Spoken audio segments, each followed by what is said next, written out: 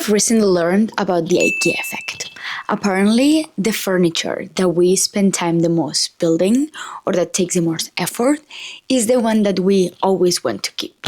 If you actually think about it, it makes a lot of sense because you put a lot of effort, money, time, and at the end of the day, it's like your baby. You've built it. So you're most likely to not get rid of it as soon as with something else that you just bought. But then, because we usually also keep those the longest, we start getting familiar. We take them for granted. We don't even look at them as much. They just feel like they are there. It's nothing crazy for us. I was listening to an interview with Jefferson Fisher, which is a lawyer and a communication expert, and he said something like that was really cool to me related to this. Apparently, he was explaining that the best lawyers, before they go into court to do their trial, they actually get into the room.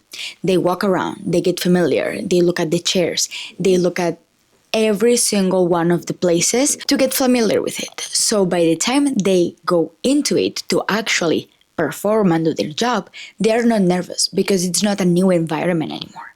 And that made me think. So you're telling me that when we are around something for long enough, it stops being significant to us? But to be honest, I'm not surprised because I see that problem with my clients all the time, in a completely different way. One thing that happens to all of us, humans, is that when we get used to something, we take it for granted, we don't think it's important anymore. And that happens with a lot of people's stories. I said it, with your life story. Nothing is amazing anymore, nothing is an accomplishment, something that you worked really hard for, is just did it. When we get used to things, we don't look at them the way we did in the past anymore. But have you ever introduced yourself to somebody and have you explained your life story or even how you got to that place and they were fascinated about it? Personally, I moved from Spain to the US 5 years ago when I came here to study and then I started a business. And for me, it's like the most normal thing ever. But sometimes when I tell people, they're like, wait, you did what? Did you come by yourself? Did you know any English? Did you know anybody here? I'm like, yes, I came by myself. No English. No people. And that's normal to me because I've done it and that's it. It's my life. But for others, it's amazing. And here's one of the things that we all miss the most. When things are really easy for us, doesn't mean that they are not going to impress others. So we should still use them for content, aka our story. And that's what I want to talk about today. Because when I sit in front of a client and they start explaining me everything they have done in their life, not just professional, but personal, and even the most random thing they've done, like live in a remote country, I'm like, wait, these are insane ways to relate with your audience and then be able to sell them something. But since people are familiar with it, they miss out on the opportunity. Most of you might be thinking, sure, but I truly don't have any ideas when I create content and my story is not that amazing. And I'm gonna challenge you and say, I think you just didn't look in the right places. The only difference between you and the person that you see online whose videos seem effortless is that they did a deeper layer of work that you haven't done yet, which is recognize their strengths and use them. You might think that video just comes easy to me. But what you don't know is I started when I was 16, I recorded videos in 3 different languages, and it's been 10 years since I started doing that. But you are just seeing this and be like, oh look, she can just turn the camera on and start talking. And that's all the work that a lot of people have done, and you're not behind, you can learn that too.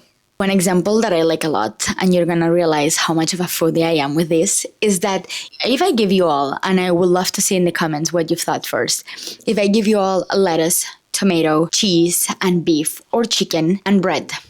Some of you are going to make a burger, some of you are going to make a salad bowl, some of you are going to make a sandwich. You all have the same ingredients, but because of your personal perspectives, you're going to make different things. And also because of the perspective that I have, if you're saying that you're going to make a salad bowl, I'm going to think that you're more into fitness. So those choices do show characteristics about us.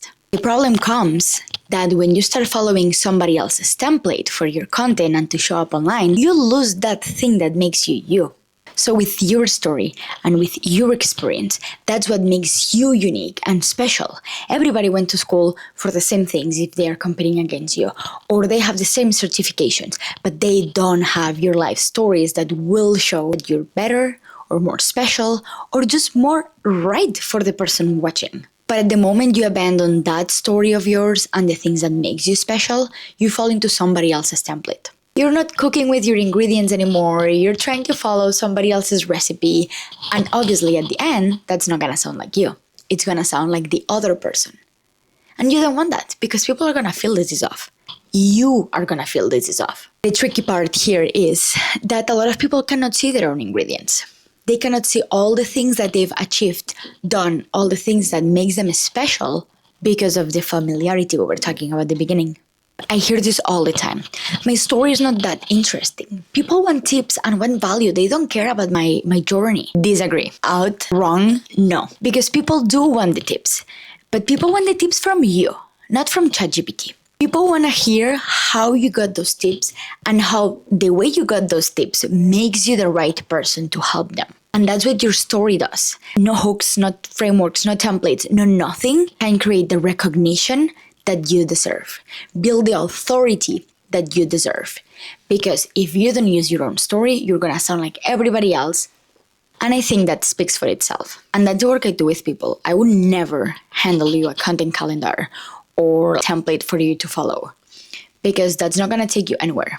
What we do is go deep into what makes you special and unique from others, which I'm sure there are way more things that you can think of. And nobody else can do that work but you. Your VA is great to get some tasks done, but if you rely on your VA to write your own story, that's when you're going to start losing clients. The problem has never been that you don't have enough things to say. The problem is that you don't know how to recognize and organize them. And before you open ChatGPT, Claude, any of those, I want you to stop for a second. Because there's something called psychological ownership that goes related with the IKEA effect. That when we come up with our own ideas, we're more likely to stick through. That when the things come out of our little brains, we are more likely to like them. Why? Because we're not told them. How many times have you listened to your parents, your partner, your professors, or something that just told you what to do? No, it has to make sense in your head for you to be able to do it. So here's the same thing. Before you ask ChatGPT to write your story or to start writing your post, make sure to know that you're less likely to like them than if you actually think of them yourself. And I'm not saying you don't use it once you already have all the stories figured out, because that's the right way to do it. But before, please do not rely on it, or you're gonna see yourself watching this video again. Now, if I was you, I would go back to the beginning of this video and start writing a list of the things that you've built by yourself, but that you already take for granted, that you don't see anymore. That degree that you got, a certification, a solo trip that you did, the 12 books you read in 1 month. Write down all of those little, which are not little things, and start seeing them. Because once you start seeing them, and we do a little bit more work, you'll be able to see how you have endless content ideas and you don't need to beat yourself up for not being good enough. And if this is the type of conversation that you want more of, please feel free to subscribe and I'll see you on the next video.